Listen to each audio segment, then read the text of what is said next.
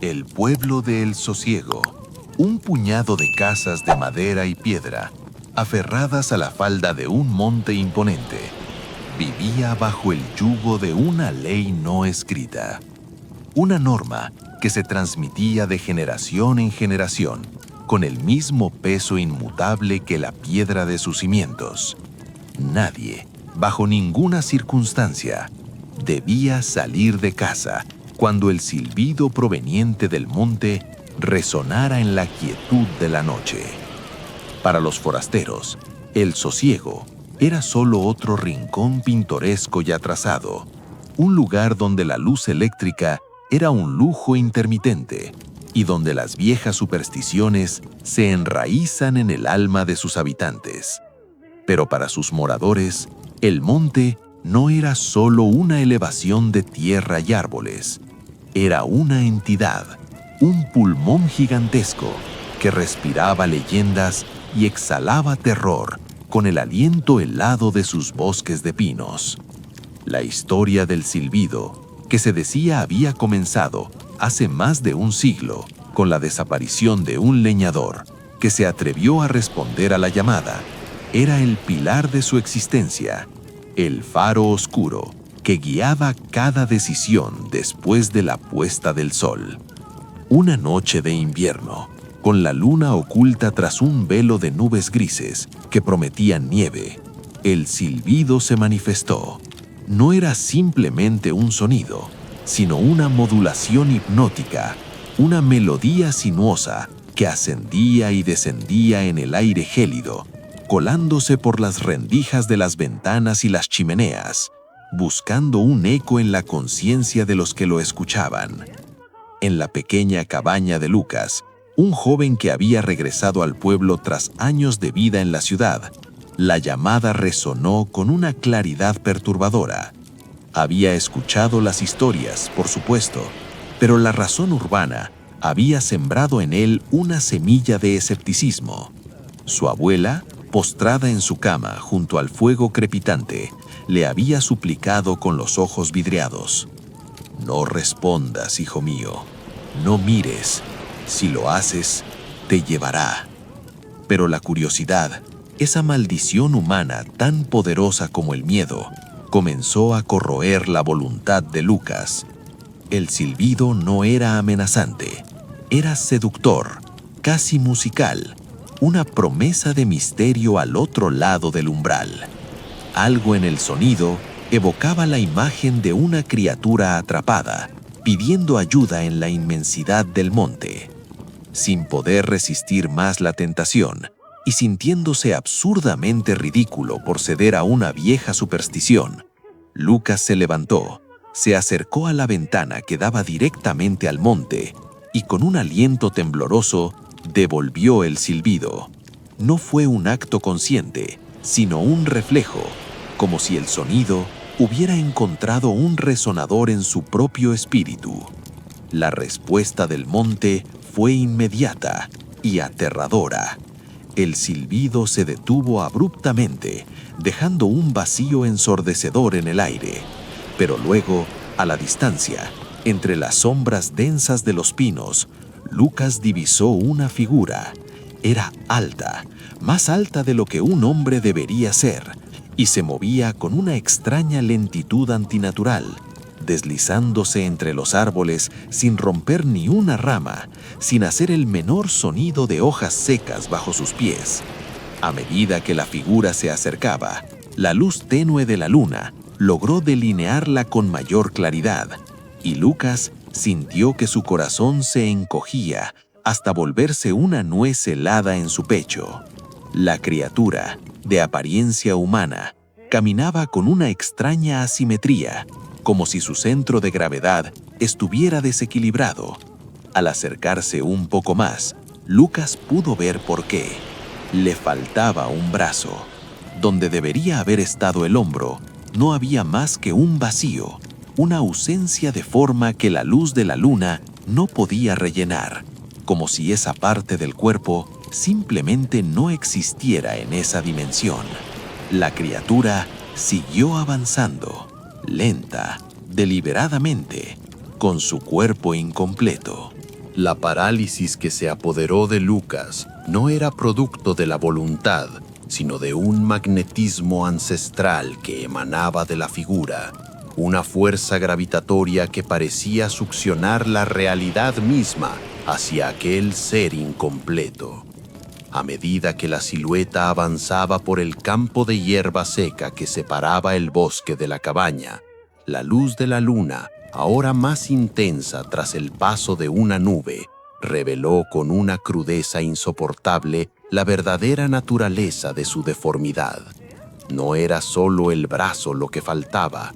Al dar un paso más, Lucas observó que la figura carecía de toda la mitad izquierda del torso, dejando ver un interior que no contenía órganos ni sangre, sino una oscuridad absoluta y vibrante, como si fuera una cáscara de carne que contenía un pedazo del vacío estelar. La cabeza de la entidad, inclinada hacia un lado con una rigidez cadavérica, presentaba una mandíbula perfectamente formada, pero por encima de la nariz no había nada, ni ojos, ni frente, ni cráneo, solo un corte limpio y horizontal que terminaba en una superficie de piel lisa y pulida. A pesar de su falta de ojos, la criatura parecía sentir la posición exacta de Lucas, y cada vez que el joven intentaba apartar la mirada, un nuevo silbido, esta vez más agudo y punzante, brotaba de la nada, obligándolo a fijar sus pupilas en la monstruosidad que se aproximaba.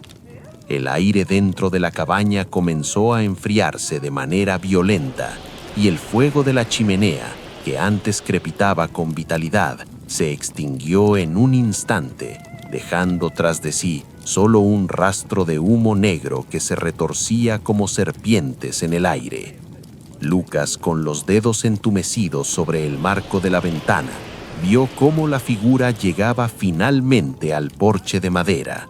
El crujido de las tablas bajo su peso fue un sonido seco, como de huesos rompiéndose, y el joven comprendió que la criatura no venía a matarlo de forma convencional, sino a completarse a través de él.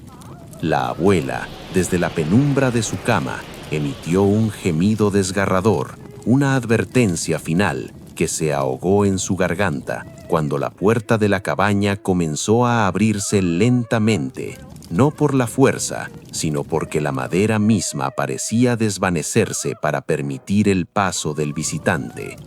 La figura entró en la habitación y con cada centímetro que ganaba terreno, Lucas sentía que su propio brazo izquierdo empezaba a perder sensibilidad, volviéndose traslúcido y etéreo, mientras que la ausencia en el cuerpo de la criatura comenzaba a brillar con una luz mortecina, reclamando la extremidad que el joven le había cedido al responder el silbido. El criatura extendió su única mano, una garra de dedos infinitos hacia el rostro de Lucas, y en ese contacto, el joven experimentó la totalidad del horror del monte. Vio que ese ser no era un demonio, sino el remanente de todos los que alguna vez respondieron a la llamada, una amalgama de partes robadas que nunca lograba formar un hombre completo. Al ser tocado, Lucas no solo perdió su brazo y su ojo, sino que su conciencia fue succionada hacia el vacío del torso de la entidad, donde encontró a cientos de otros habitantes de El Sosiego, atrapados en un limbo de silencio, siendo cada uno una pieza de un rompecabezas imposible que el monte intentaba armar noche tras noche.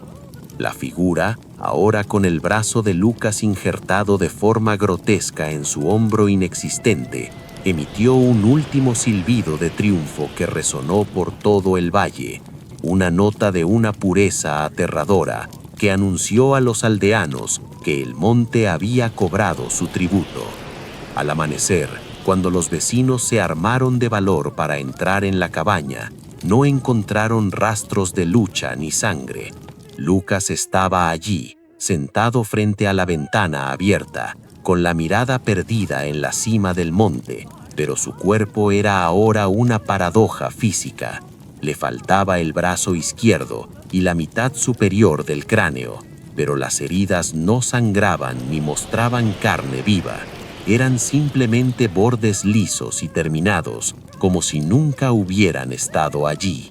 Lo más espantoso fue que aunque Lucas ya no tenía boca ni pulmones funcionales, de su pecho vacío emanaba, con una regularidad mecánica, el mismo silbido melodioso y seductor que provenía del monte, llamando a la siguiente alma curiosa que se atreviera a escuchar.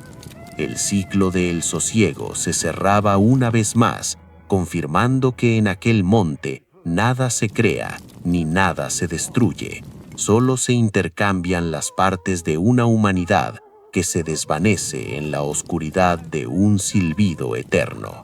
El silencio que siguió a la absorción del sosiego fue solo la inhalación de un pulmón que se preparaba para un grito mucho más potente. El monte, ahora saturado de la esencia biológica y espiritual de todo el pueblo, empezó a irradiar una vibración que no se sentía en los oídos, sino en los dientes y en el tuétano. La aguja de piedra con rostros petrificados en la cima comenzó a exudar una savia negra y espesa que al tocar la tierra no se filtraba, sino que se expandía como una red de venas superficiales. Esa red no se detuvo en los límites del antiguo pueblo. Se extendió por debajo de las raíces de los bosques vecinos, cruzó los cauces de los ríos y comenzó a reptar hacia las carreteras principales, convirtiendo el suelo en un transmisor de baja frecuencia. El monte ya no necesitaba que alguien estuviera cerca para llamarlo. Ahora el silbido empezó a viajar a través de los cables de alta tensión y las señales de radio de las ciudades cercanas. En la capital, a cientos de kilómetros de distancia, la gente empezó a reportar una interferencia extraña en sus teléfonos, una melodía de 2 notas, ascendente y melancólica, que parecía filtrarse por el auricular incluso cuando el aparato estaba apagado. Los que, por instinto o juego, intentaron imitar el sonido en la soledad de sus habitaciones, sufrieron el mismo destino que Lucas. En mitad de la noche, despertaban sintiendo un vacío repentino, una falta de peso en alguna parte de su anatomía. Al encender la luz, descubrían con horror que un dedo, una oreja o un trozo de mejilla se había desvanecido, dejando un borde liso y perfecto, mientras el silbido en el aire se volvía más fuerte, más satisfecho. El coloso de retazos humanos en la cima del monte empezó a actuar como un procesador central. Cada parte robada en las ciudades era teletransportada instantáneamente hacia la cima, donde la figura la integraba a su estructura. El ser ya no parecía un hombre, sino una torre orgánica de miles de metros, una columna de carne, hueso y recuerdos que perforaba las nubes. Los satélites militares detectaron la anomalía, pero cuando intentaron enfocar sus cámaras sobre el monte, las imágenes solo mostraban ruido, un patrón de estática que al ser analizado por computadoras, revelaba que los píxeles estaban formados por la forma de bocas humanas silbando al unísono. La humanidad se dio cuenta, demasiado tarde, que el monte no era un lugar, sino una etapa evolutiva de la depredación. El final definitivo comenzó cuando el silbido se volvió tan intenso que la atmósfera misma empezó a vibrar en simpatía. El cielo se tiñó de un color plateado similar al de las pieles de las víctimas del sosiego. En un acto de sincronía aterradora, todos los que alguna vez habían escuchado el silbido y no habían respondido, sintieron el impulso de hacerlo ahora. Fue un coro global. Millones de personas salieron a sus balcones, a sus calles y a sus plazas y silbaron de vuelta hacia el horizonte. En ese instante, la columna del monte se colapsó sobre sí misma, enviando una onda de ausencia que recorrió el planeta en segundos. No hubo explosiones, simplemente la realidad se descosió. La Tierra se convirtió en un rompecabezas incompleto, ciudades enteras donde faltaban los cimientos, océanos a los que les faltaba el fondo y seres humanos que seguían caminando a pesar de que les faltaba el pecho o la cabeza. El monte se había convertido en el mundo y el mundo en el monte. El silbido se detuvo finalmente, no porque la entidad estuviera satisfecha, sino porque ya no quedaba nadie fuera del sistema para responder. En el silencio absoluto de un planeta hecho de retazos y vacíos, solo quedó el sonido del viento soplando a través de los billones de huecos en los cuerpos de piedra de lo que alguna vez fue la humanidad. Una melodía eterna que ya no llamaba a nadie, porque ya no había nadie más a quien llamar. El mundo que quedó tras la gran asimilación no era un cementerio, sino un museo de lo incompleto. La Tierra ya no giraba con la misma cadencia. Al faltarle trozos masivos de su núcleo y su corteza, su rotación se volvió errática, provocando que los días y las noches duraran siglos o apenas unos segundos. En este nuevo paisaje, la arquitectura de la civilización se mantenía en pie como un espejismo. Rascacielos sin ventanas, puentes que terminaban en la nada y ciudades donde el asfalto era ahora una piel porosa que respiraba. En medio de este caos estático, existían los restos. Eran seres que alguna vez fueron humanos, pero que ahora vagaban como autómatas de carne y vacío. Ya no necesitaban comer ni dormir, pues su biología había sido sustituida por la voluntad del monte.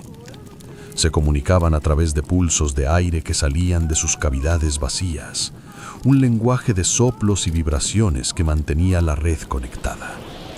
Sin embargo, en un rincón olvidado de lo que antes fue una metrópolis, un hombre llamado Elías conservaba algo que el monte no había podido reclamar del todo: un recuerdo completo. Elías era un error en el sistema, un fallo en la gran arquitectura de la ausencia. Le faltaba todo el lado derecho del rostro y su brazo izquierdo, pero su mente seguía siendo una unidad. Mientras caminaba por las calles de cristal roto, Elías notó que el silbido ya no venía del cielo, sino que emanaba de su propio interior. Comprendió que el monte no era solo una estructura física en el horizonte, sino un virus conceptual. La razón por la que el mundo estaba incompleto era porque el monte se alimentaba de la percepción humana. Las cosas dejaban de existir porque ya no había nadie con la totalidad mental para imaginarlas completas. Decidido a terminar con la sinfonía, Elías comenzó a caminar hacia el epicentro, hacia la columna de carne que perforaba el firmamento. A medida que se acercaba, el aire se volvía más espeso, cargado de los fragmentos de sueños y pesadillas de billones de personas. Al llegar a la base, vio que la columna no estaba hecha de piedra, sino de latidos congelados. Cada parte robada era un fotograma de una vida, y el monte los estaba proyectando hacia el espacio exterior, enviando un silbido que buscaba otras galaxias, otros mundos para devorar. Elías se adentró en la cavidad central de la columna, un lugar donde el tiempo no existía. Allí, en el corazón del vacío, encontró a la fuente, una pequeña esfera de luz blanca que contenía el primer silbido, el sonido original que el leñador escuchó en el sosiego. Comprendió que para detener la infección debía ofrecer lo único que el monte no tenía: una conclusión. Con un esfuerzo supremo, Elías proyectó su recuerdo más puro, el sabor de la lluvia, el calor de un abrazo, la sensación de estar completo, hacia la esfera. Fue un acto de sacrificio narrativo. Al darle un final a la historia, el monte perdió su propósito. La estructura comenzó a temblar, los rostros de piedra en la cima empezaron a llorar lágrimas de mercurio, y el silbido se transformó en un grito de alivio. La columna de carne se colapsó, pero esta vez no hacia adentro, sino hacia afuera, devolviendo cada átomo y cada recuerdo a su lugar original. La realidad se cerró sobre sí misma con un estruendo que sacudió el universo. En un parpadeo, el mundo volvió a ser sólido. El sosiego volvió a ser un pueblo de madera y piedra, y la Nacional 72 recuperó su asfalto corriente. Sin embargo, nada volvió a ser exactamente igual. Aunque los cuerpos estaban completos, todos los seres humanos despertaron con una pequeña cicatriz blanca en el lugar donde alguna vez faltó algo.